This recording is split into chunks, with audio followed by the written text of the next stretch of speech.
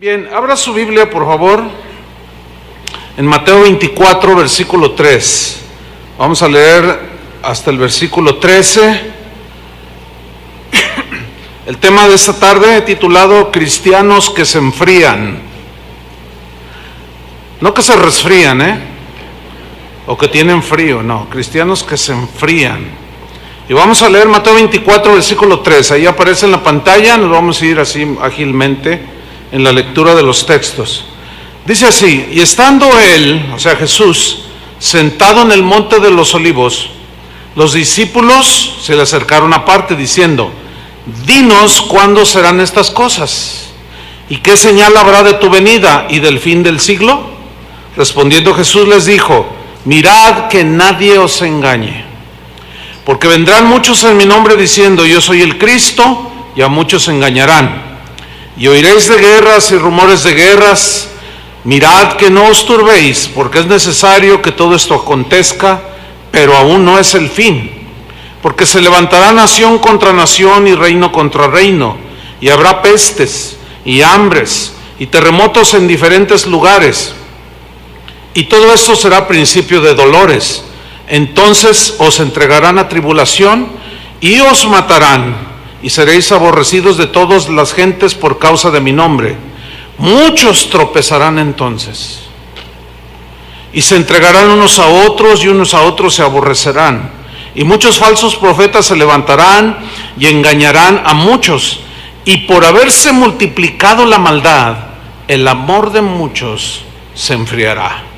Mas el que persevere hasta el fin, éste será salvo. Cuando mi esposa y yo iniciamos la carrera ministerial, o sea, servir a Dios, dedicar toda nuestra vida para el servicio del ministerio, esto inició hace 38 años. Y siempre fue una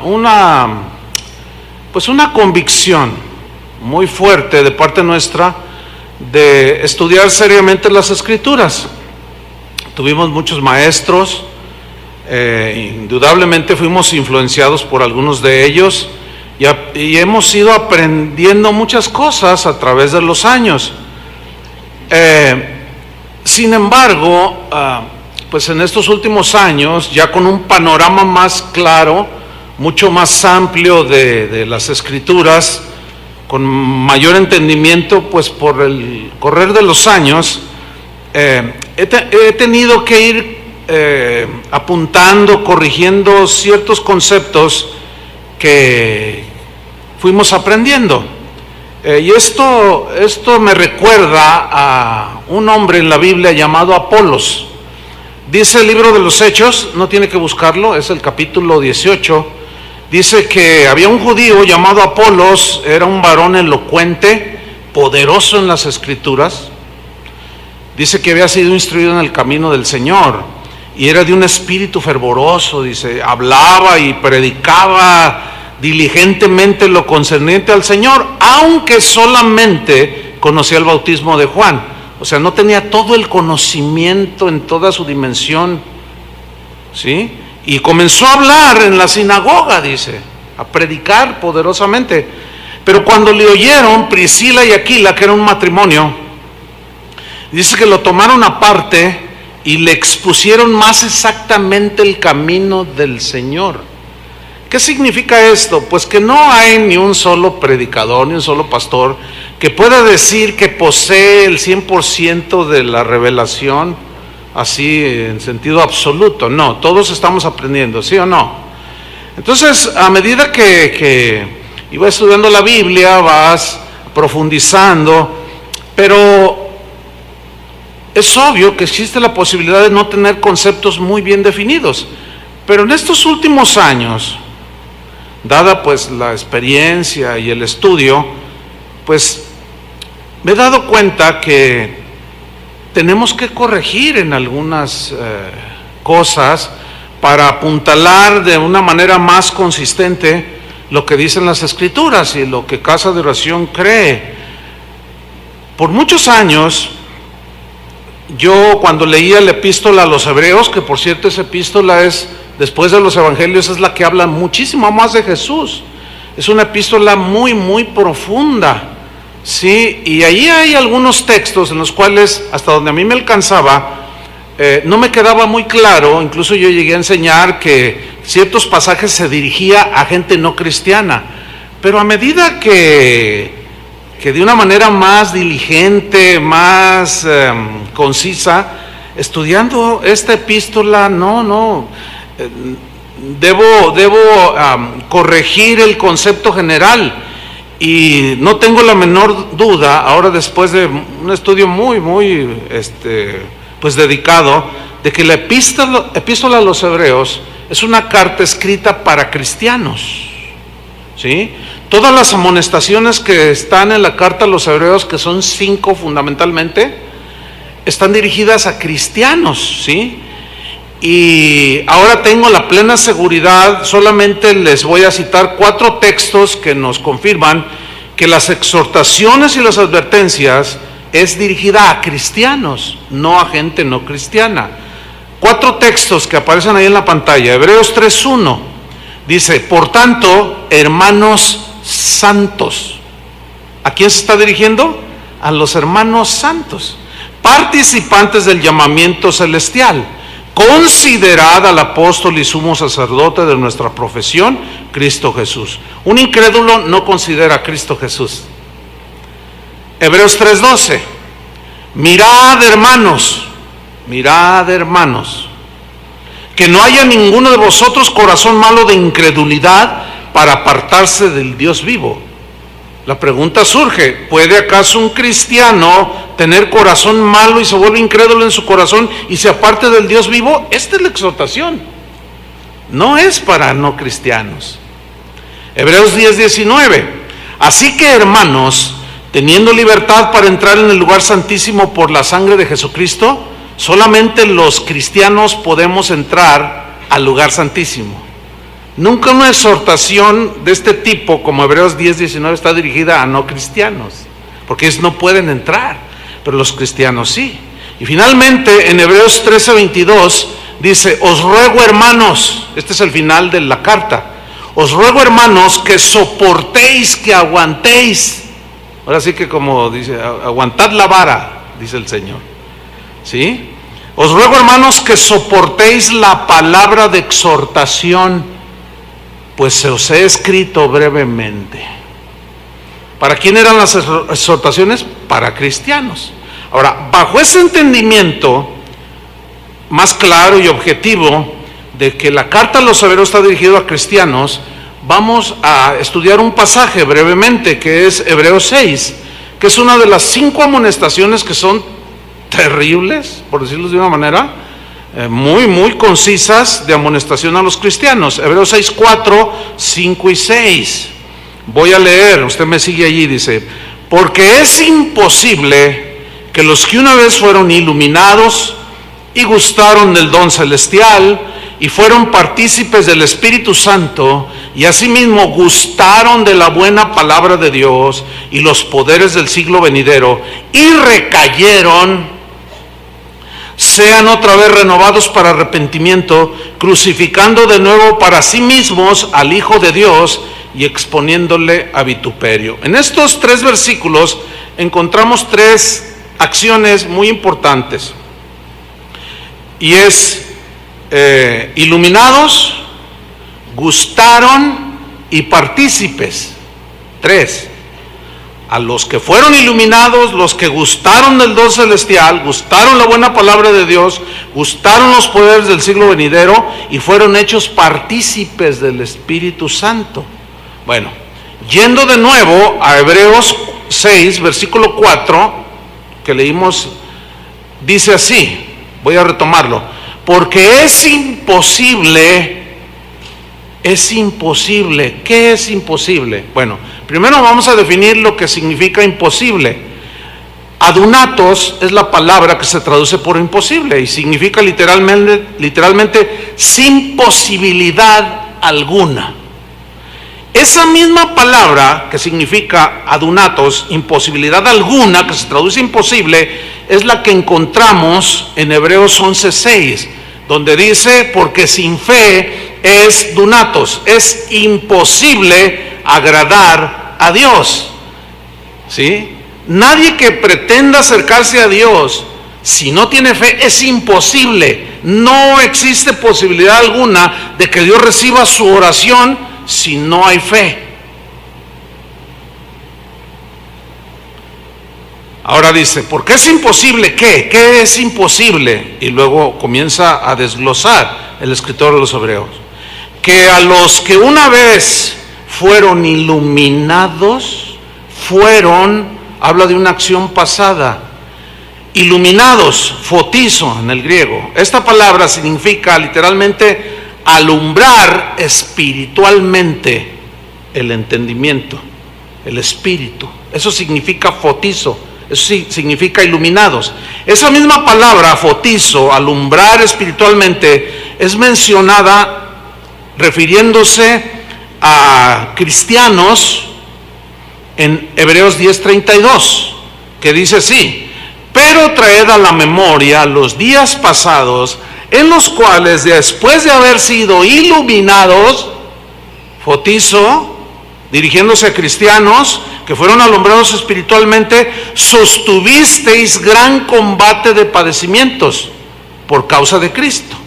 Entonces, si la palabra fotizo se utiliza en Hebreos 6:4 y también en Hebreos 10:32, en el cual no hay ningún problema, digamos, de entender que se dirige a cristianos en Hebreos 6:32, ¿por qué dudar que Hebreos 6:4 no se dirija a cristianos? ¿Me estoy explicando? Ahí está. Ahora, la misma palabra fotizo la utilizó Pablo refiriéndose a cristianos. En Efesios 1:18 dice, alumbrando los ojos de vuestro entendimiento.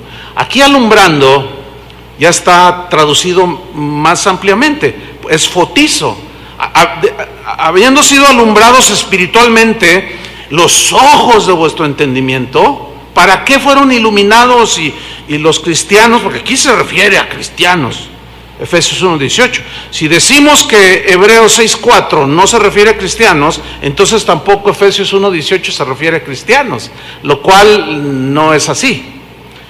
Alumbrando los ojos de vuestro entendimiento para que sepáis, tiene que haber alumbramiento espiritual para saber cuál es la esperanza a que Él los ha llamado. Y tenemos que ser iluminados espiritualmente para saber cuáles son las riquezas de la gloria de su herencia. ¿Sí? Hay muchísimos más textos, no podemos citarlos todos, pero enseguida habla de los que gustaron del don celestial. En el versículo 5 de Hebreos 6:5 también habla de tres veces que gustaron. Uno es gustaron el don celestial, gustaron de la buena palabra de Dios y gustaron de los poderes del siglo venidero. Ahora, aquí la palabra gustaron, geomai, es la palabra griega que significa probar, significa saborear, significa comer. Comer, cuando tú comes algo, luego viene a formar parte de ti, ¿cierto? También significa experimentar, habla de una experiencia real y genuina. Y también significa sentir, vivir esa experiencia. Bueno, en Hebreos 2:9 se utiliza geomai, gustar, en referencia a Cristo. Y si se refiere a Cristo, Hebreos 6:4 y 5 se refiere a cristianos, no hay la menor duda. Hebreos 2:9 dice, pero vemos a aquel que fue hecho un poco menor que los ángeles, a Jesús, coronado de gloria y de honra, a causa del padecimiento de la muerte, para que por la gracia de Dios gustase la muerte por todos. O sea, probó la muerte para morir por nosotros. La saboreó, comió de eso, la experimentó, la sintió, la vivió. Ese mismo verbo es el que se utiliza cuando dice que es imposible que los que una vez fueron iluminados y gustaron la buena palabra de Dios, el don celestial, los poderes del siglo venidero. Entonces, no hay razón para darle una distinta aplicación. entre cristianos y no cristianos, definitivamente es a cristianos. El apóstol Pedro utiliza Geomai en 1 de Pedro 2:2. Dice así: desead como niños recién nacidos. Aquí el recién nacido es en el Señor, ¿sí? Desead la leche espiritual no adulterada, para que por ella crezcáis para salvación, si es que habéis gustado la benignidad del Señor.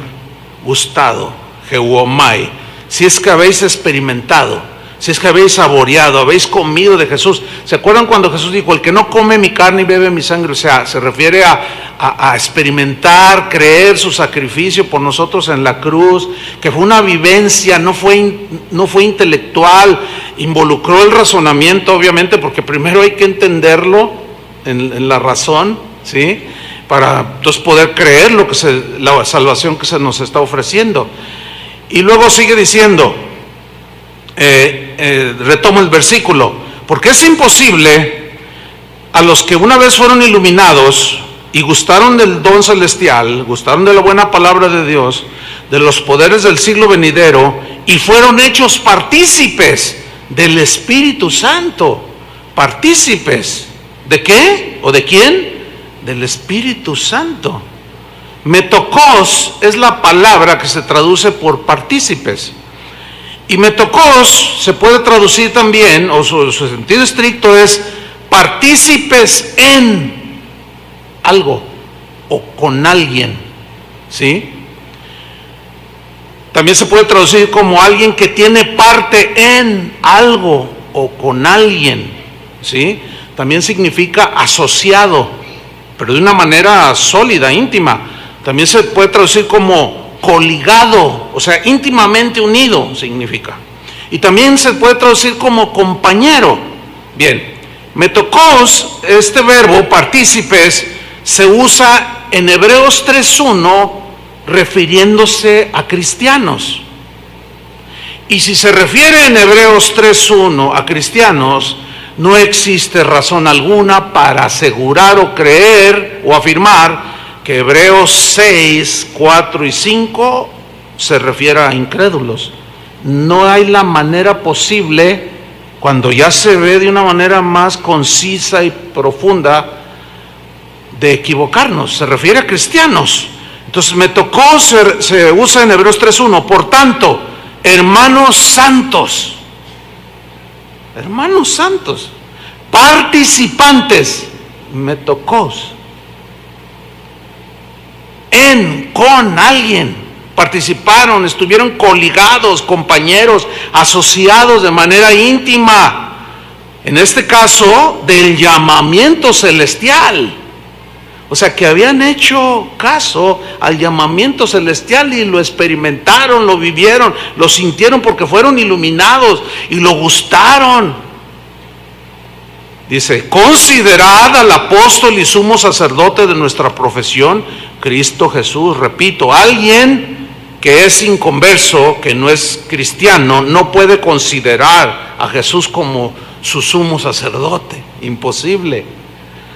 En Hebreos 3:12 al 14 se vuelve a utilizar metokos en referencia a cristianos, por lo cual deducimos que en la misma carta a los Hebreos, capítulos más abajo, hasta el 6, es imposible que no se esté refiriendo a cristianos también. Dice Hebreos 3:12: mirad, hermanos, que no haya en ninguno de vosotros corazón malo de incredulidad para apartarse del Dios vivo. A ver, entonces la pregunta aquí sería la siguiente: ¿acaso algún cristiano puede llegar en algún momento, por alguna razón que ya hemos explicado, tener corazón malo de incredulidad y apartarse del Dios vivo? Pues eso es lo que dice allí. Sigo leyendo el versículo 13 al 14 para que vean que se refiere a cristianos. Metokos, ¿sí? Antes exhortados los unos a los otros cada día, entre tanto que se dice hoy, para que ninguno de vosotros son los cristianos, se endurezca en su corazón por el engaño del pecado. Acuérdense que un pecado no confesado es un pecado no perdonado. Un pecado no confesado es un pecado que se va acumulando, que hace la misma acción que hace el colesterol, que se va acumulando en las arterias y va endureciendo las arterias. Llega un momento en que ya no deja fluir la sangre y la persona le da un infarto y muere. Y esa es la palabra, endurecer es de donde se deriva esclerosis, endurecimiento de las arterias. Entonces la pregunta es, ¿puede algún cristiano en algún momento de su vida, por acumulación de estos pecados no confesados, por no arrepentirse, endurecerse por el engaño del pecado? Sí, eso es lo que está diciendo, que tengan cuidado para que no se endurezcan por el engaño del pecado. Bueno, eso dicen las Escrituras. Algunos teólogos dicen que no, pero yo me quedo con las Escrituras, no sé ustedes. Ahora, fíjense el versículo 14, dice, porque somos hechos participantes de Cristo. ¿Somos hechos qué? Metocos. Somos hechos participantes de Cristo. Participamos con Cristo, participamos en lo que tiene que ver con la salvación, gustamos del don celestial, somos participantes con Él, de su sacrificio, etcétera, etcétera. ¿Sí? Entonces fíjate, dice, somos hechos participantes de Cristo, y luego añade, con tal que retengamos firme hasta el fin nuestra confianza del principio, con la que iniciamos nuestra carrera cristiana. Ahora, en la traducción en lenguaje actual, Hebreos 3:14 se lee así: al principio, cuando confiamos en Cristo, nos hicimos compañeros suyos. ¿Se acuerda que Metocos también se puede traducir como compañeros? Nos hicimos compañeros suyos. Buena traducción también. Si no dejamos de confiar en Él, si no dejamos de confiar en Él, seguiremos siendo sus compañeros siempre. Ahora la pregunta aquí es, ¿podrá algún cristiano en algún momento de su vida dejar de confiar en Él? Sí, eso es lo que dice. Si no, la advertencia no tendría sentido. Creo que me están siguiendo bien, ¿verdad? Ok. Ahora, retomando Hebreos 6:4, leyéndolo más, ya después de estas definiciones. Esto es importante entenderlo por lo que vamos a estudiar en el resto del mensaje. Dice Hebreos 6:4, porque es imposible, no hay manera alguna, que los que una vez fueron iluminados y gustaron del don celestial y fueron hechos partícipes del Espíritu Santo y asimismo gustaron de la buena palabra de Dios y de los poderes del siglo venidero y recayeron. ¿Qué significa recayeron? Algo pasó en el camino, en su trayecto, en su carrera en la vida cristiana. Quizás empezaron a pecar, no confesaron, se fue enfriando su amor, se fue endureciendo el corazón, se empezaron a deslizar poco a poco y de pronto soltaron el arado. Negaron a Jesús, blasfemaron a Jesús y terminaron en la apostasía. Aunque al final del túnel hay una luz que se llama arrepentimiento. Sin embargo, cuando alguien llega ya al extremo de endurecerse y ya está completamente a la deriva, ya no cree, ya no confía. Tú vas y le dices a esta persona, mira, arrepiéntete. No, dice, no, ya, ¿para qué? Ahora fíjate lo que dice, todos estos recayeron, es imposible que sean otra vez renovados para arrepentimiento, crucificando de nuevo para sí mismos al Hijo de Dios. O sea, volver a crucificar a Cristo para volver a tener una fe, no, imposible. Ya no hay más sacrificios por los pecados. Dice la Biblia que solamente un solo sacrificio y ya, bastó. Pero por alguna razón soltaron el arado, se deslizaron, se endurecieron y soltaron el arado. Dice, y exponiéndole a vituperio. ¿Qué significa esto? Recayeron y exponen a vituperio a Cristo y al Evangelio. Se lo voy a tratar de ilustrar. Aquí tenemos al hermano Pancho López y acá a la hermana Petra Guzmán. Entonces el hermano Pancho López golpeaba a su esposa, era muy violento, era borracho, vendía droga, maltrataba a todo mundo. Pero un día alguien le habló de Cristo, creyó el mensaje y fue iluminado. Y empezó a gustar del don celestial. Y empezó a gustar de la buena palabra del Señor y de los poderes del siglo venidero, o sea, del poder de Dios. Y a lo mejor hasta oró por enfermos y se sanaron. Pero de pronto en su caminar, en su carrera, algo pasó que empezó a deslizarse. Algo sucedió en su vida que empezó a endurecer su corazón y empezó a apartarse del Dios vivo y terminó soltando el arado. Y ya no fue digno del Señor. Y ese mismo Pancho, la gente que un día lo conoció, que se admiraba y decía, oye, ¿ya viste a Pancho? Ya no le pega a su esposa, ya no se emborracha, ahora ya hasta trae una Biblia bajo el brazo. ¿Cómo ha cambiado? ¿Qué le pasó? Y se corrió la voz de que se había convertido a Cristo. Y no, más de uno comentó, mira, yo ya hablé, ahora que él dice que es cristiano, está irreconocible. Pero al rato le pasa eso y suelta el arado. Y esos que lo vieron dicen, oye, ¿ya viste a Pancho? Pues sí, pero ¿qué pasó?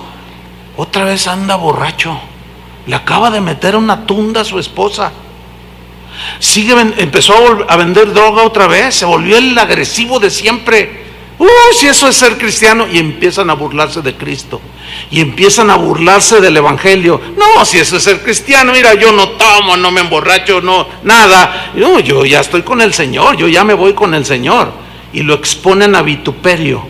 Dice, es imposible que los que tuvieron esa experiencia con Él y recayeron sean renovados otra vez. O sea, es una advertencia. Estaba leyendo a un erudito muy reconocido que decía, hay 5 advertencias en la carta a los Hebreos y las 5 son terribles. Dice, yo en mi corazón quisiera que no existieran. Y algunos con ese deseo de que pues no, esto no es para mí, dicen que es para no cristianos la advertencia. Pero no, hermanos, queda claro, no sé si les quedó claro. Bueno, después de aclarar esto, de que es a los cristianos a quienes se nos advierte, vamos a estudiar el pasaje de Mateo 24 que leímos al principio. Vayamos allí de nuevo, Mateo 24, versículo 3. Vean cómo cobra significado, hermanos. Dice así, y estando él, o sea Jesús, sentado en el monte de los olivos, los no cristianos se le acercaron aparte. ¿Así dice? ¿No? Los discípulos. ¿Quiénes en concreto? Pedro, Pablo. No me diga que no eran nacidos de Dios, no me diga que no eran hijos de Dios, no me diga que eran incrédulos, no, eran los discípulos. Y le dijeron, Señor, dinos, ¿cuándo serán estas cosas? ¿Y qué señal habrá de tu venida y del fin del mundo, del fin del siglo? Respondiendo Jesús les dijo, fíjate, la primera advertencia fue, mirad que nadie os engañe. A ver. ¿Puede un cristiano ser engañado? Bueno, según los teólogos no. Según Jesús sí. Yo sigo quedándome con Jesús. ¿Ustedes? ¿También? Bueno, seguimos adelante. Porque le están preguntando a Jesús y él le responde, lo primero que le responde, que nadie los engañe. Le está diciendo a sus discípulos. ¿Por qué les dijo eso? Porque está la posibilidad de ser engañados. ¿Por quiénes? Falsos maestros, falsas doctrinas, falsos teólogos, gente que anda nomás buscando lo suyo, que hacen a un lado el mensaje de Jesús. Mirad que nadie os engañe, dijo, porque vendrán muchos en mi nombre diciendo yo soy el Cristo, y a muchos engañará. 2 veces repite muchos falsos cristos y muchos engañados. Ahora, de los muchos engañados, ¿a qué se refiere? Cristianos y no cristianos. Están incluidos ahí los cristianos, porque ya vimos en el versículo 24, en el versículo 4, que les está diciendo a ellos que nadie os engañe. Y luego sigue describiendo Jesús en el versículo 6: oiréis de guerras y rumores de guerras. Mirad que no os turbéis. Le está diciendo a sus discípulos: no tengan temor. No se turbe vuestro corazón, les dijo en Mateo.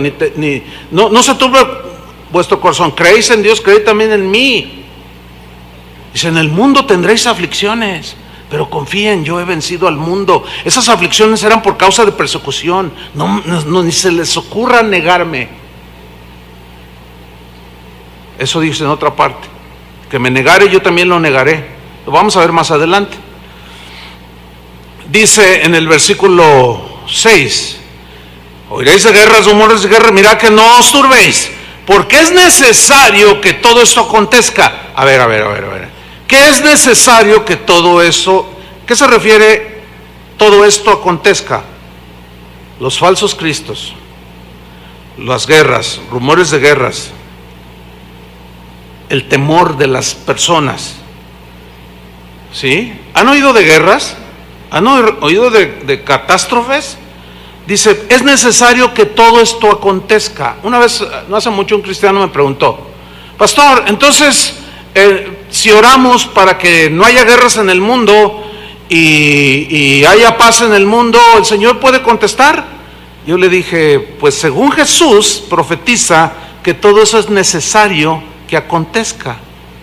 Dice: entonces no hay que orar ya por el mundo. No, mira, tú puedes orar por el mundo, que no haya guerras, pero Dios no te va a contestar esa oración. ¿Por qué? Porque es necesario, porque es cuando el corazón del hombre se va a manifestar en toda su maldad. Yo le dije: pero sí puedes orar por la salvación de las personas.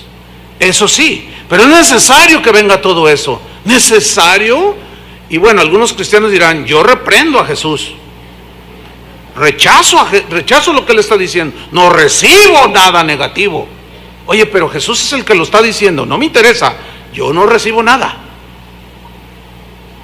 Cosas raras que no son del evangelio. Porque es necesario que todo esto acontezca, pero aún no es el fin. ¿Qué es? Imagínense a los discípulos, hagan una en su imaginación. A ver, dinos cómo será el fin del mundo. Pues habrá esto, que nadie los engañe, habrá guerras, habrá todo esto, pero esto no es el fin, dice. Aún no es el fin. Imagínense a los discípulos así como mirándose el uno al otro. ¿No es el fin? No. Y sigue narrándoles, versículo 7: porque se levantará nación contra nación y reino contra reino, y habrá pestes y hambres y terremotos en diferentes lugares. Y luego el versículo 8 les dice: y todo esto será principio de dolores. ¿Qué? Principio. Imagínense a los discípulos mirándose: pero a nosotros no nos va a pasar nada, ¿verdad, Señor? No, les estoy advirtiendo que nadie los engañe, que no se llenen de temor. Confíen en mí. Pero a nosotros no nos va a pasar nada porque somos tus hijos. Él no está diciendo nada de eso, les está advirtiendo precisamente. Pero ahí no termina el mensaje de Jesús. Dice el versículo 9: entonces os entregarán a tribulación y os matarán. Hoy nadie como los primeros cristianos de los primeros 300 años vivieron esto. Pero no ha cesado, siempre en toda la historia del cristianismo, hasta el siglo XXI, hay muertos por causa de Cristo.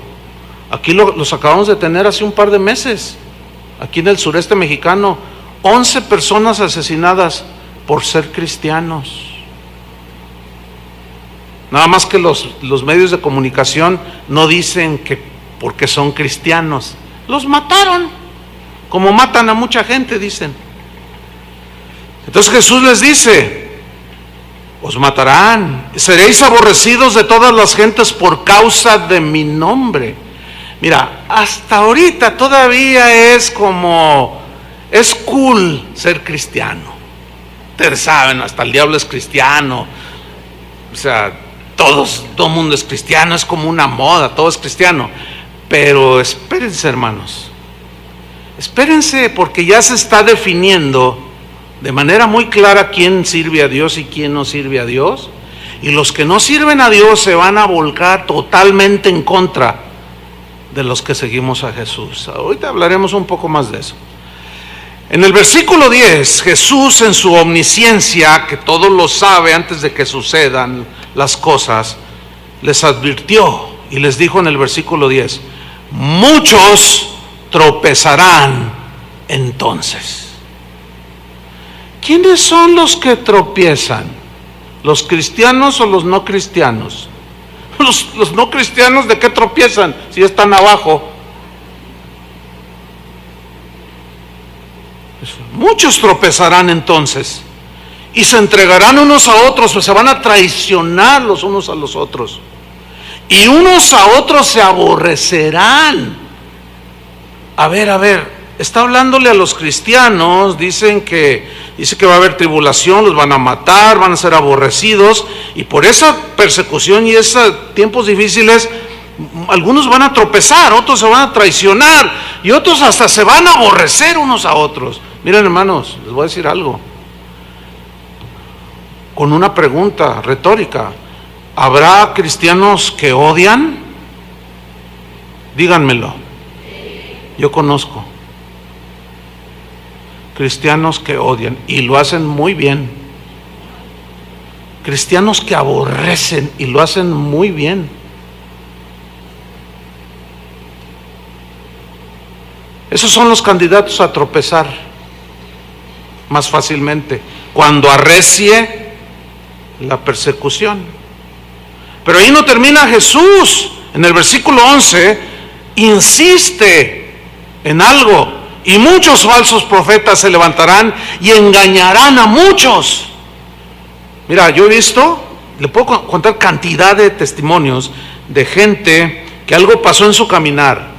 Se amargaron, se dolieron, resentidos, qué sé yo, se endurecieron, se empezaron a deslizar y terminan en sectas. Terminan en sectas, terminan creyendo doctrinas diabólicas, doctrinas de demonios, arrastrados por los falsos profetas, puesto que no creyeron al verdadero profeta, que era Cristo en este sentido aquí, en Mateo. Lo desechan a él, desechan sus palabras, terminan creyéndole a hombres que se las dan de profetas y van a engañar a muchos. Pero hermanos, a donde quería yo llegar es al versículo 12. ¿Por qué? Porque una de las señales más perturbadoras para los cristianos, la advertencia más enfatizada que hizo Jesús es, miren, está en el versículo 12: y por haberse multiplicado la maldad, el amor de muchos, ¿qué? Se enfriará. Ahora, aquí vamos a delinear algunas cosas. Y por haberse, o sea, haberse habla de un hecho ineludible, sí o sí se dará. ¿Qué? La multiplicación. ¿Qué significa aquí multiplicación? Algo que es tan acelerado en su multiplicación que ni cuenta te vas a dar cuando ya esté allí. Es como ahora en tiempos de lluvias, los que tienen un pedacito ahí de jardín, ahorita en la tarde lo limpian y luego mañana van y lo quieren limpiar otra vez y aparecen unos hongos de este tamaño. ¿Han visto eso? Y tú dices: ay, ayer no estaba, ¿a poco creció tan rápido? Ni cuenta te diste. Y se multiplicaron de una manera imperceptible. Esa es la idea aquí. Y por haberse multiplicado, pero no fueron hongos aquí, ojalá fueran hongos. ¿Qué fue lo que de pronto explotó como de la noche a la mañana en los últimos tiempos? Que sin duda son estos: la maldad. Anomia es la palabra que se traduce por maldad. Está formada de dos partes. A, que significa sin, y nomos, ley, o sea, significa carencia de ley. pero obviamente que se refiere a personas, ¿sí? Porque la maldad no está en el trolebús en el que te subes, la silla donde estás sentado no es mala, ni perversa, ni pervertida. Pues no, las cosas inanimadas no. ¿Se acuerdan que Jesús dijo que del corazón del hombre salen, ¿qué? Lo que contamina al hombre. Salen los adulterios, las maldades, las fornicaciones, salen los homicidios, salen las mentiras, sale todo lo malo. Entonces se refiere a gente sin ley. Esa palabra también se puede traducir por iniquidad. Es decir, póngame mucha atención, la gente sin Dios, llegará el momento en que lanzarán por la ventana todo tipo de ley. Las leyes morales las tirarán por la ventana. Las leyes de los hombres, de los países, de las naciones, no las respetarán tampoco. Mucho menos la ley de Dios, mucho menos la palabra de Dios. Y aquí está estableciendo Jesús que va a haber una multiplicación de gente que serán ley para sí mismos, que no respetarán absolutamente ninguna ley de ningún tipo, ni moral, ni de educación, ni de nada. Y es cuando viene esta multiplicación que como de la noche a la mañana de pronto apareció. Y déjenme decirles, les tengo una mala noticia, pero ya están los hongos por todos lados, de una manera increíble, descarada, y algunos todavía en su tibieza no se han dado cuenta que estamos totalmente invadidos de gente sin ley, de maldad a grado sumo.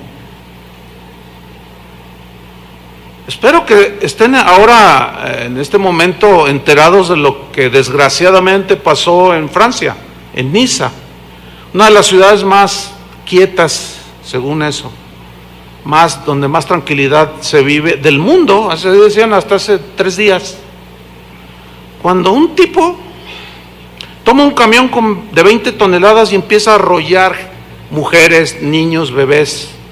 Un testigo, yo cuando vi esa noticia me impactó. Yo no sé si a usted le impactó o dijo, bueno, otro caso más. Y hablaré un poco más de eso. ¿A quién se le ocurre? ¿Qué está pasando en la mente de los seres humanos? Los actos terroristas que hemos vivido. Bueno, no aquí en México tanto, pero en otros países. En Estados Unidos, la cifra casi llega a 60 millones de niños abortados. 50 y tantos millones, ya van para 60 millones desde que se legitimizó el aborto.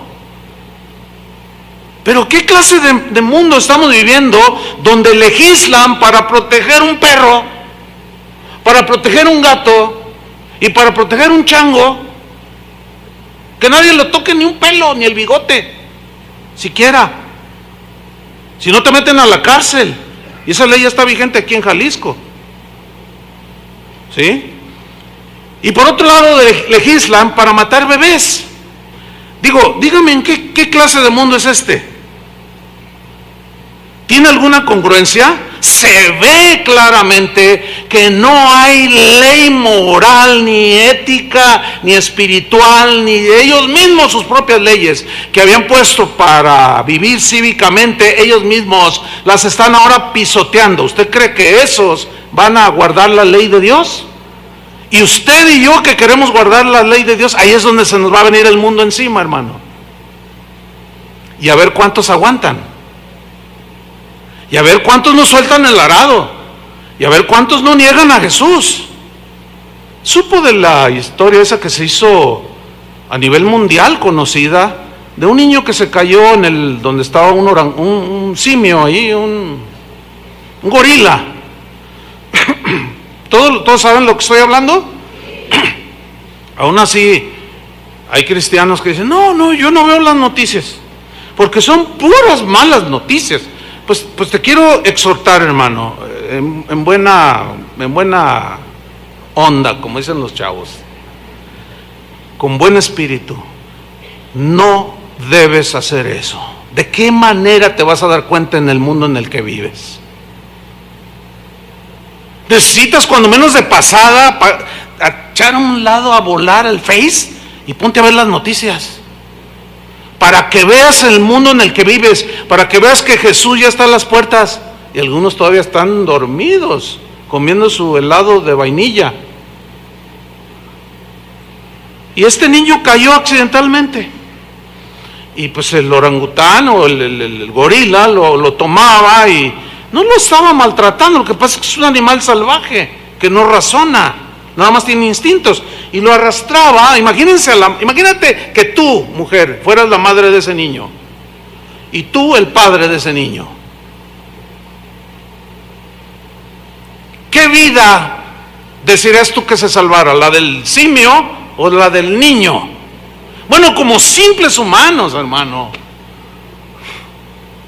El problema es que los ambientalistas y yo oigo un programa los sábados que habla de los animales y lo oigo porque, bueno, no quiero largo explicar, pero tiene una razón, no porque me gusta, sino porque quiero saber cómo están pensando. Y ellos, no, que el perro, ay, que no le dé el sol al perro, ay, hay que denúncialo porque tiene al perro en la azotea.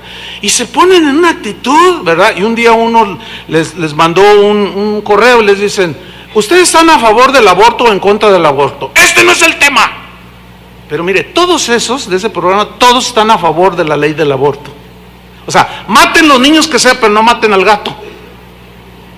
Tú dices, ¿en qué clase de mundo estamos viviendo?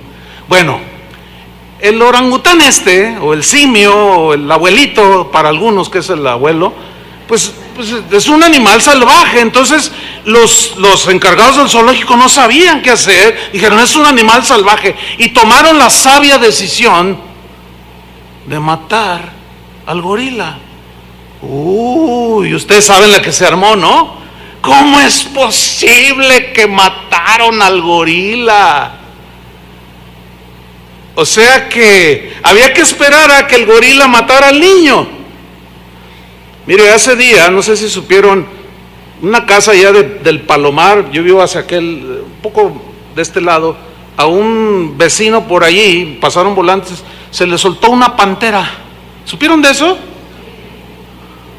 ¿Te imaginas una pantera? Es un animal salvaje. Aunque haya estado en cautiverio, sigue siendo un animal salvaje. Pues yo colindo allí con el bosque, yo andaba bien contento allí, y llega uno de los jardineros allí que dice: oiga, ¿qué no supo lo que pasó? No, pues yo he andado fuera estas 3 semanas, no estoy al tanto de las noticias locales. Dice: mire el volante. Y caray. Entonces me dice este jardinero: no, pero yo tengo con qué. Pues si yo lo veo, le tiro, dice. Le digo: pero pónselo bien. Entonces, claro, los ambientalistas me acusarán de ¿qué? De todo. Un pastor diciendo que maten a la pantera. ¿Cómo es posible? Y se te van a echar encima, hermano. Fue un escándalo. Que por qué mataron al gorila. Tú dices: bueno, ¿en qué mundo estamos viviendo? ¿Qué vale más, un animal o un ser humano? Jamás delante de Dios un animal es igual que un ser humano, porque el ser humano está hecho a la imagen de Dios y los animales no. Y si a alguno de ustedes se le ocurrió ir al centro hace unas semanas atrás y de pronto se encontró un montón de desnudos montados en bicicleta, ¿sí saben de lo que estoy hablando o no? Y tú: ay, ¿y esto qué? Oiga, cúbrase, señora, ¿por qué anda toda descubierta? Estoy en manifestación. Oiga, ¿que no hay otras maneras más civilizadas y con más recato por medio de las cuales? No, porque así quiero hacerlo. Y las autoridades no hicieron nada. No llegaron, les pusieron chalecitos ni las cubrieron. No, déjenlos. Dejan que hagan sus marchas con los colores del arco iris, usted me entiende. No hagan nada, no digan nada, todos somos libres. Todo mundo el día de hoy se puede expresar. Pero le voy a contar lo que le pasó a un miembro de esta congregación, que es una persona pública por su trabajo, es conocidísimo por todos lados. Lo entrevistaron en una ocasión y le preguntaron que qué opinaba del matrimonio entre personas del mismo sexo. Y él dijo, mi opinión sale sobrando. Yo les voy a decir lo que dice la Biblia al respecto. Y les leí unos versículos. No, hermano. No, mira. Me dijo, pastor, mire. Y cuando empiezo a ver, dijo, híjole, mire hermano, miles de comentarios ofendiéndolo, diciéndole de todo. O sea, él no pudo usar la libertad. Los demás sí tienen esa libertad de usar y decir lo que es que nosotros no. Pero ahí no paró el asunto. Le llegó un citatorio de la Comisión Estatal de los Derechos Humanos. Me dice, pastor, mire, caray, ¿a poco? Sí, ya está. ¿Qué hago? Me dice, pues ve y diles que esa es tu convicción, estás en tu libertad de expresar, ¿o no? Sí, pero no vamos a agredir a nadie tampoco. O sea, ese es el otro lado. Tampoco vamos a andar tirándole de huevazos o de chayotazos. No. O sea, en el sentido de respeto, bueno, cada quien hace lo que quiere, sí, pero el asunto es no consentir en nuestro corazón, no relajarnos en eso. Porque por multiplicarse la maldad y consentir con ello, y decir, bueno, mira, sí, un montón de encuerados, hay un montón de estos, un montón de locos allá, un montón de, qué lindo, yo, gloria al Señor. Y se te hace tan común, que al rato empiezas a tolerar en tu corazón todas esas cosas que salen de la maldad y de la gente sin ley.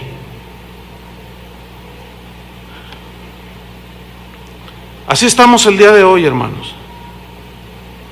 No está lejano el día, Ya en algunos países, como en Estados Unidos, en Europa, ya pastores que dicen como lo que yo estoy diciendo, al rato salen y derecho a la cárcel y una multa, y cállese.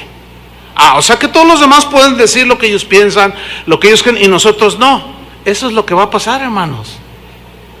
El asunto es ¿qué vamos a hacer? ¿Qué vas a hacer tú? ¿Qué voy a hacer yo? ¿Sabían que ya se está legislando aquí en el Congreso, en la Ciudad de México, una ley, ya se está discutiendo una ley donde cuando nazcan los niños ya no le pongan nació niño o niña? ¿Sí sabían eso o no? ¿Cuántos sabían? Bien poquitos. Y los otros comiéndose su helado de nieve, disfrutando el tejuino, disfrutando su pozole. Ay, hermanos, ¿sabes lo que significa eso? Que ya por ley si la aprueban, que ¿cómo empezaron? Ya se aprobaron un montón de cosas que mirábamos bien lejanas, las leíamos allá en Europa, en Europa, aquí. Los niños de hoy, hermano, es increíble la maldad que están mostrando. Niños de 7, 8 años planeando el asesinato. ¿Qué? Sí, así como lo oye. Aquí mismo en la ciudad. Entre 4 a 5, 6 muertos todos los días. Con una hazaña que tú dices, ¿de dónde está saliendo todo esto? Vas conduciendo por la de López Mateos y de repente pasas un puente y dices, ay, mira un colgado. Sí, en la semana pasada hubo otro. O sea, ya hasta los de las noticias, otro colgado con los intestinos de fuera. Uno más. Y así ya lo dicen con una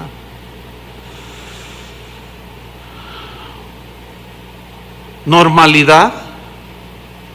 Sí, hermanos, en los últimos tiempos, que son los que estamos viviendo, gente sin ley, nada que los gobierne, no respetarán ni las leyes morales, los principios morales que les fueron inculcados por sus padres, si es que se los inculcaron.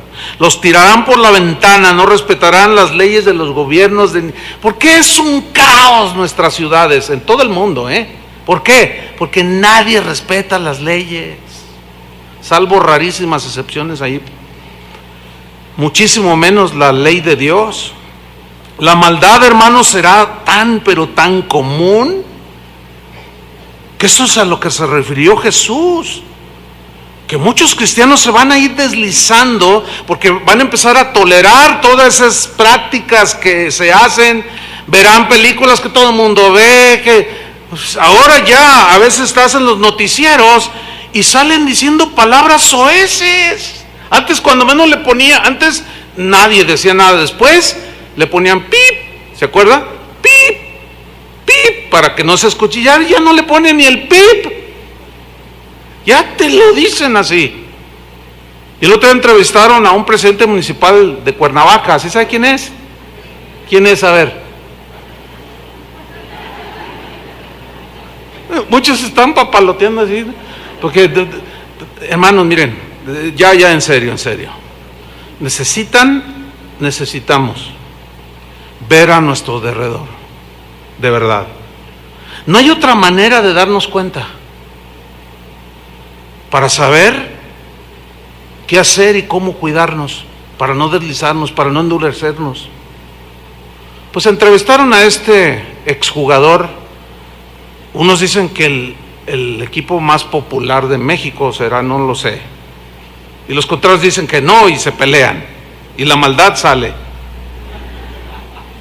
Y lo entrevistaron, yo estaba viendo la entrevista, ahora antes de la goliza que le metieron a México. Y se sostuvo hablando como cualquier carretonero. Y de tales por cuales, y que quién sabe qué. Y los que estaban ahí entrevistando, ¡ay, sí! Y yo dije, yo no tengo por qué estar aguantando a este tipo. Y mejor me puse a ver la Pantera Rosa.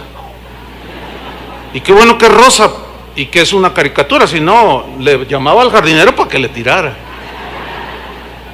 No, pero luego nos meten a la cárcel. Total, ya no sabe uno ni qué. Hermanos, la maldad está siendo tan, pero tan común que la insensibilidad en las personas ya se está perdiendo. Y los cristianos están siendo arrastrados. Ese es el punto aquí. Se están deslizando sin darse cuenta.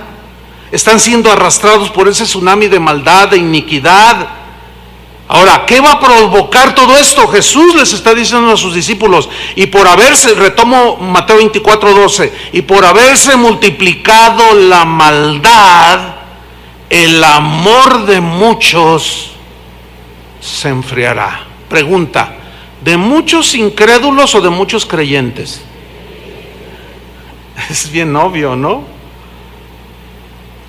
Porque no puede haber frialdad en alguien que no es creyente. Y si alguien todavía dice que esas exhortaciones son para el no creyente, para el incrédulo, para el que se hace pasar por cristiano, está muy equivocado. Porque aquí les está hablando a sus discípulos en privado. El amor de muchos se enfriará. El amor, el sentimiento más sublime. El amor agape, el que da todo por amor a alguien, en este caso por amor a Cristo.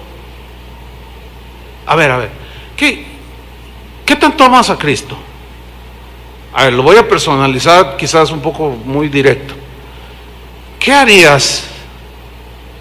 Así, de manera así como si nada más estuviéramos tú y yo, unos dos. ¿Qué harías si entrara un grupo de hombres armados con rifles de asalto tipo AK-47 que disparan 120 tiros en no sé cuántos segundos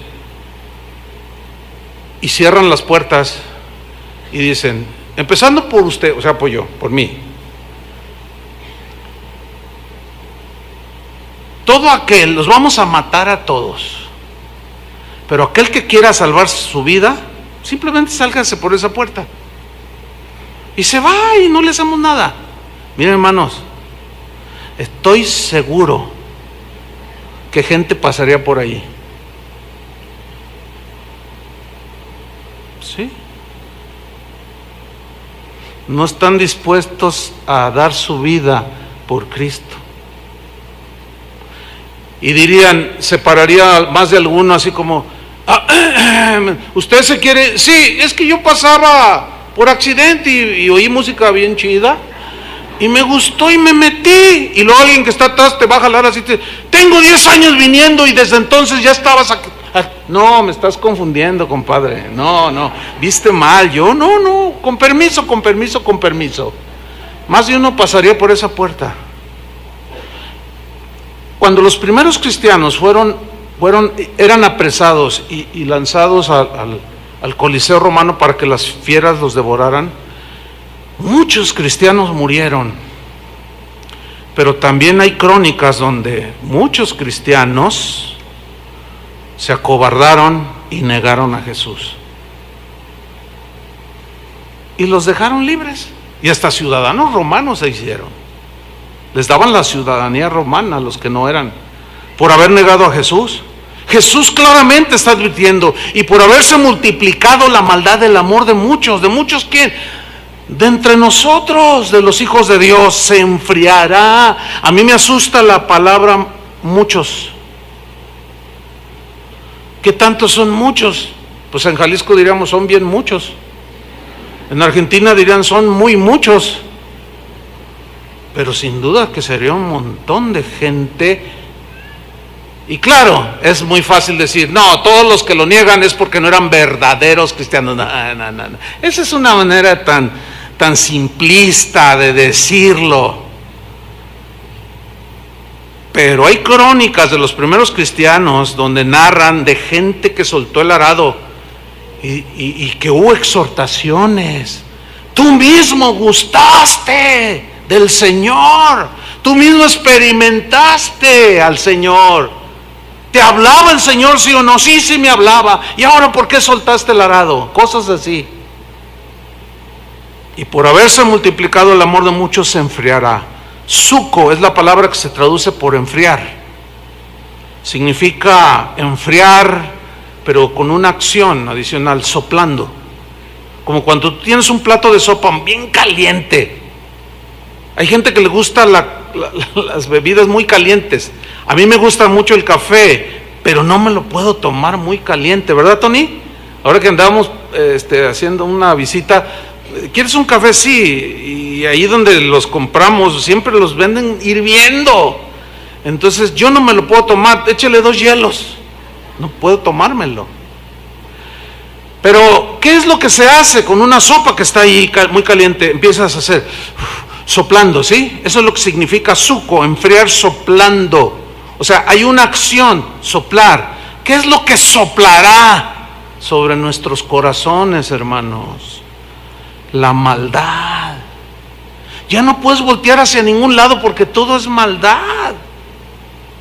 Ahora que andábamos en una conferencia hace un par de semanas en los Estados Unidos con las casas de oración, un pastor me dice, te voy a comentar algo, dice, bien tremendo. Fíjate que un pastor ahí de la ciudad donde yo vivo lo metieron a la cárcel y directo fue, casi sin juicio. ¿Qué hizo el pastor? Dice, híjole, pues violó a un niño de su congregación. ¿Qué? El pastor violó. ¿Cómo? Ya te arruiné el día, me dice. Ya me lo arruinaste. ¿Cómo es posible un pastor? Bueno, habíamos oído que los sacerdotes, los padres católicos, pero un pastor.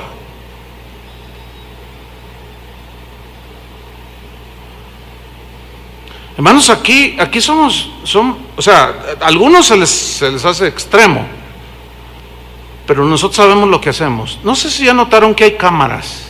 ¿Ya notaron que hay cámaras aquí adentro? No esa, porque esa es para el mensaje.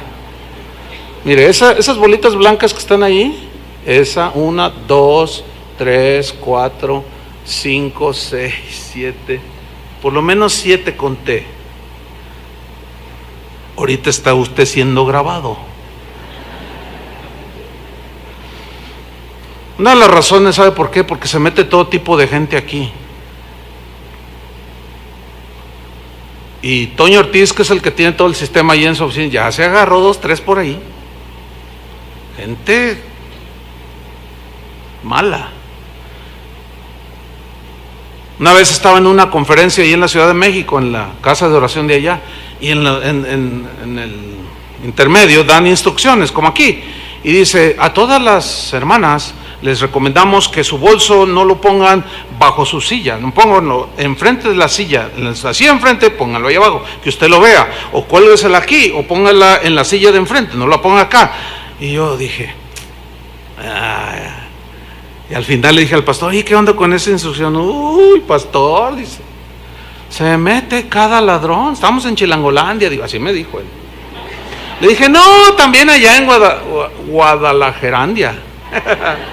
Yo mismo me agarré a uno, agarrando una bolsa, sacando el monedero, tirarla, echársela a la bolsa, y sale corriendo, y le digo a dos sugieres: agárrenlo a ese, y lo agarraron.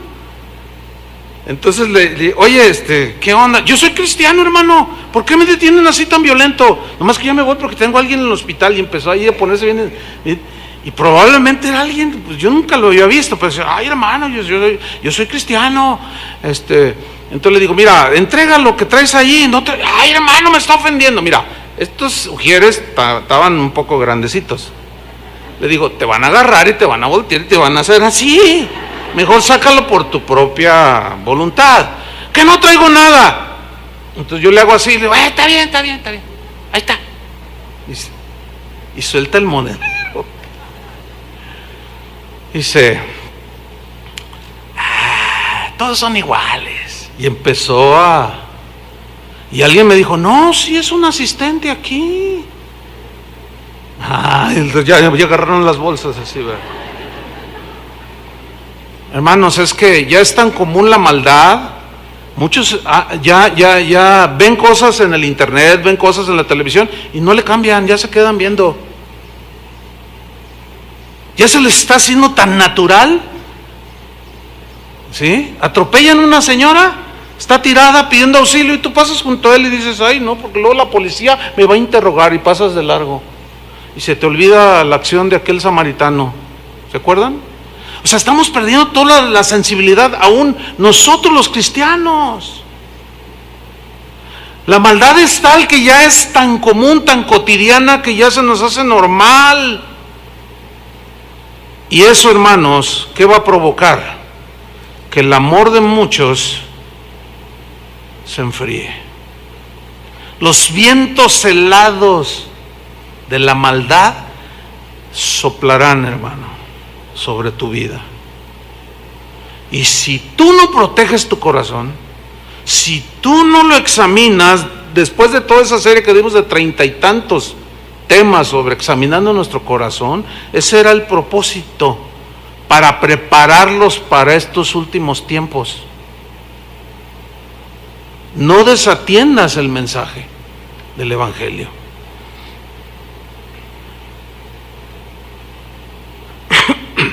El amor de muchos se enfriará, el celo se enfriará, el amor por Jesús, el amor por la palabra se enfriará. ¿Qué hace una persona que gustó del don celestial, que gustó de la buena palabra y que caminó años ferviente, pero algo pasó en su vida y de repente se empezó a enfriar en su corazón? ¿Has visto y conocido cristianos que se han enfriado? Yo sí. Hablas con ellos, no tienen fe, están endurecidos, descalifican todo, nada les parece, todo lo critican.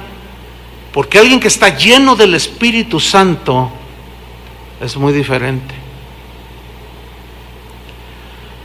Por eso la advertencia de Jesús en Mateo 24:13: mas el que persevere hasta el fin. ¿Por qué perseverar hasta el fin? ¿Por qué no a la mitad? ¿Por qué Jesús dijo hasta el fin? Porque la palabra perseverar, hupomeno, significa quedarse en un lugar sin abandonarlo. Y de ahí la frase hasta el fin.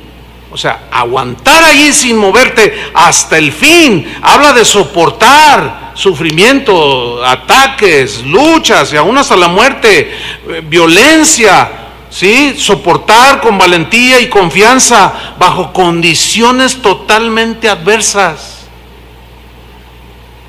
Ese es lo que nos espera, hermanos, en este mundo. Por eso es que no queremos perder el tiempo en dar mensajes intrascendentes en esta congregación.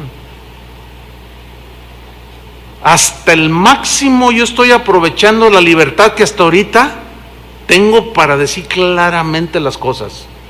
Cuando ya venga la restricción, veremos la manera de decir lo mismo con otras palabras. Hay que tener sabiduría también, pedirle a Dios sabiduría. Finalmente, hermanos, Hebreos 12:1, un par de textos y terminamos. Hebreos 12:1, vamos a ver este texto, dice así: por tanto, nosotros también, teniendo en derredor nuestro tan grande nube de testigos. ¿Quiénes son esos nubes de testigos? Los del capítulo 11 de Hebreos. Abraham, por la fe, obedeció. Moisés, por la fe, dejó Egipto. José, Sansón, David, Jefté. Esos son la nube de testigos a la que se refiere aquí, al capítulo 11. Dice, y empieza a utilizar un lenguaje deportivo de las carreras, que para los oyentes hebreos era común, era entendible. Nosotros tenemos que explicarlo. Y dice así: por tanto, nosotros también, teniendo en derredor nuestro tan grande nube de testigos, la idea es de un estadio que está allí presenciando nuestra carrera, despojémonos de todo peso y del pecado que nos asedia. Ustedes saben que los corredores se despojan de todo aquello pesado, no traen polainas, no traen ropa pesada. El día de hoy utilizan zapatillas o tenis aerodinámicos que pesan nada. Los jerseys, las camisetas, los calzones son tan ligeros para poder correr la carrera que tienen enfrente. Ese es el lenguaje que está utilizando el escritor a los hebreos. Despojémonos de todo peso y despojemos del pecado que nos asedia. A los del mundo no los asedia, ellos están hundidos allí. Pero nosotros que hemos salido de las contaminaciones del mundo, nos asedia el pecado, ¿sí o no? Nos asedia la tentación, nos asedia la oportunidad de ser infieles, nos asedia la oportunidad de robar. Todo lo que es pecado nos asedia día tras día, hermanos. Y el escritor de los hebreos les está hablando a los cristianos que están corriendo, en este caso la carrera: despójense de todo peso y del pecado que nos asedia y corramos con paciencia la carrera que tenemos por delante. Se refiere a la vida cristiana, hermanos. Y los corredores en los estadios, en la antigua Grecia, tenían en su mente la meta, ponían sus ojos en la meta, decían: ese es el lugar al que quiero llegar, ese es el lugar al que quiero llegar, y aquí la meta es Jesús. Dice en el versículo 2, puestos los ojos en Jesús, Él es nuestra meta. O sea, ¿se fijan cómo está hablando de llegar al final de la carrera? No que te quedes a la mitad, sino al final. No le hace que llegues al último, en el último lugar, pero que termines la carrera. Puestos los ojos en Jesús, el autor y consumador de la fe, síganme con atención, el cual por el gozo puesto delante de Él, sufrió la cruz. O sea, Él decidió sufrir el sacrificio, los dolores de la cruz, porque había un gozo puesto delante de Él. ¿Cuál era la meta? Obtener salvación para nosotros. ¿Cuántos le dan gracias por eso? O sea, Él llegó a la meta que el Padre le puso enfrente: morir para darnos vida. Por eso dijo: consumado es, y entregó el Espíritu. Dice, menospreciando lo oprobio. O sea, menospreció las ofensas, cuando lo escupían, cuando le dijeron demonio tienes, cuando le dijeron es un borracho, cuando lo acusaron de todo, Él lo menospreció. Prefirió ir a la cruz para salvarnos a nosotros y se sentó a la diestra del trono de Dios. Ahora fíjense el versículo 3, que es para cristianos, repito. Consideradlo, considerad. O sea, tómalo en cuenta, reflexiona sobre lo que Jesús hizo. Considerad aquel que sufrió tal contradicción, tal adversidad de los pecadores contra Él mismo. Y luego añade, para que vuestro ánimo no se canse hasta desmayar. ¿Puede algún cristiano desmayar a la mitad de la carrera? Sí, si no, eso no tendría sentido. Y de ahí la exhortación, para que vuestro ánimo, o sea, cuando te ofendan, así como a Cristo lo ofendieron, no te dejes, no respondas, no te hagas iguales a ellos. Si te maldicen, bendícelos. Si te roban o te estafan, déjaselos. No te pongas a pleito con nadie, porque si no, esa multiplicación de la maldad te harás igual a ellos. No sueltes el arado. De ahí la advertencia de Mateo 24:13, que no debe ser ignorada, mas el que persevere hasta el fin, este será salvo. ¿Se acuerdan de aquella parábola de la viuda, que es una parábola, dice allí en el Evangelio de Lucas, que sobre la necesidad de orar siempre y no desmayar? Había un juez que era injusto, no temía a Dios ni nada, y había una viuda que diario iba y le decía, hazme justicia, y un día lo enfadó, dice Jesús.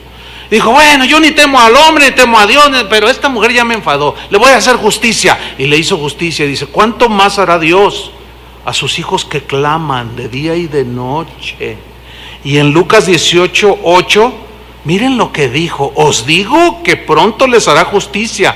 Pero lo que viene a continuación en el texto, ¿lo está viendo ahí en la pantalla? Eso me asusta, porque dice, pero cuando venga el Hijo del Hombre, o sea, Él, ¿hallará fe en la tierra? O sea, será tanta la maldad que será escasísima la gente que esté confiando en Él, creyendo con plena confianza, con solidez. Cuando venga el Hijo del Hombre, hallará, dice otra versión, ¿quién siga confiando en mí? Por eso en Marcos 8:35 Jesús dijo, porque todo el que quiera salvar su vida la perderá, y todo el que pierda su vida por causa de mí, del Evangelio, la salvará. El que ama su vida, dice en Juan 12:25, la perderá, y el que aborrece su vida en este mundo, para vida eterna la guardará. O sea, que menosprecia todo lo de esta vida y camina con el Señor, para vida eterna la guardará.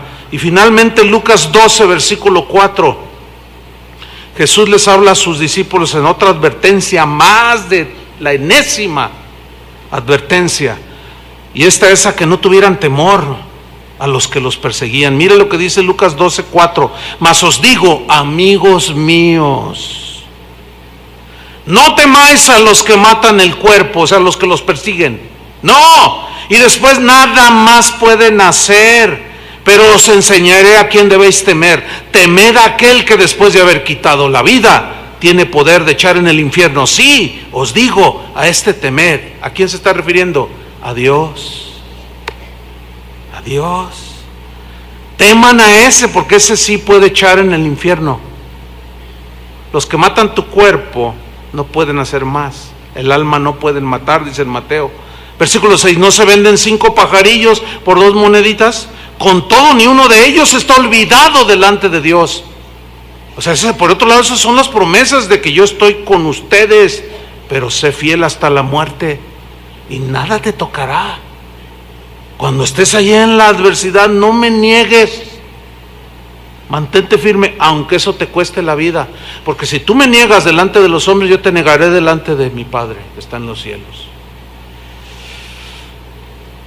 Pues versículo 7, pues aún los cabellos de vuestra cabeza están todos contados, no temáis pues, más valéis vosotros que muchos pajarillos. Os digo que todo aquel que me confesare delante de los hombres, también el Hijo del Hombre le confesará delante de los ángeles de Dios. Mas el que me negare delante de los hombres, será negado delante de los ángeles de Dios.